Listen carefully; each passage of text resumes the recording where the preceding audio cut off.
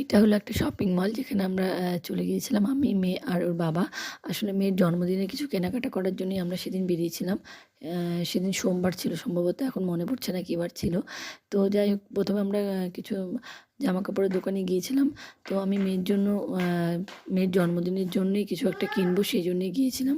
তো মেয়ের জন্মদিনে জন্য লং একটা কোট টাইপের খুঁজছিলাম, গরম কাপড়ের। তো সেটা কোনো দোকানেই পেলাম না। সব দোকানেই সেই জ্যাকেট আর ওই তুলো তুলো টাইপের যে ফ্রকগুলো হয় সেগুলো ভালো লাগে ঠিকই, কিন্তু ওরকম আছে বলে আমি একটু অন্যরকম কিছু চাইছিলাম, তো সেটা তো পেলাম না। শেষে ওর বাবা বললো চলো শপিং মলে যাই।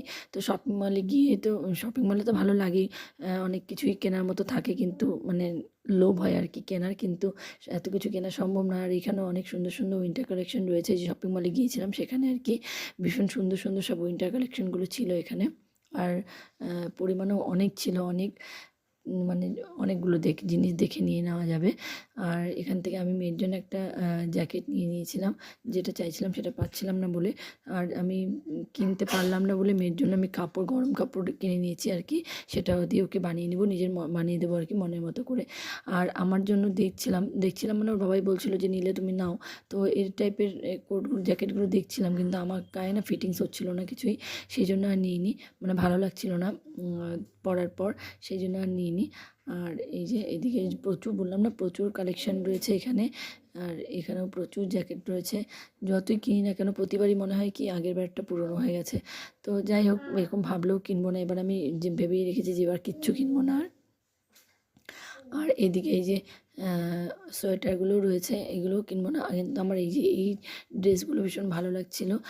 একটা আউটার আর নিচে ভেতরে আর কি একটা গরম কাপড়ের উলের আর কি উলের কুর্তি টাইপ রয়েছে, খুব সুন্দর।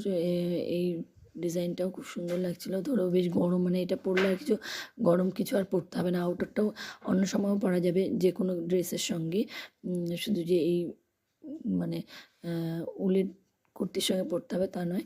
তো যাই হোক, এসব দেখে এই যে আমার মানে বাচ্চাদের যে লোভের জায়গাগুলো সেগুলো হলো এখানে। মেয়ে তো এসে এখানে ডল নেবে না গাড়ি নেবে কিছুই বুঝতে পারছে না। শেষমেশ ও একটা ডল দেখাচ্ছিল, দিয়ে ওর বাবা বলছিল এই গাড়িটা নিতে, না এটা ওর পছন্দ না, ও যেটা চাইছিল সেটার দামটা অনেকটাই বেশি ছিল।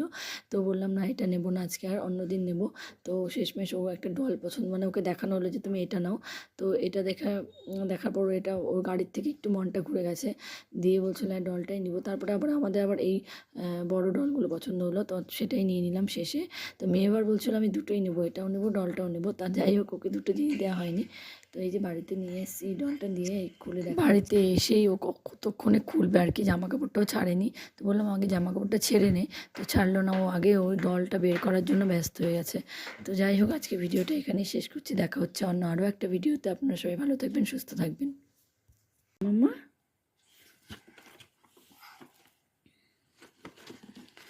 ডল চিরুনি আছে আবার,